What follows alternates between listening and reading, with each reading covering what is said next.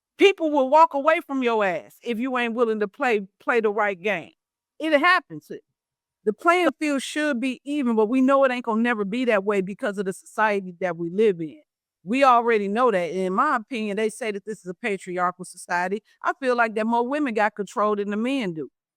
Truthfully, pussy runs the world.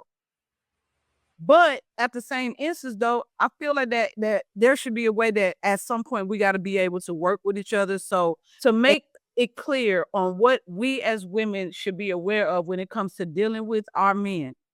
What are men carrying that women in their lives may not even realize that they are carrying?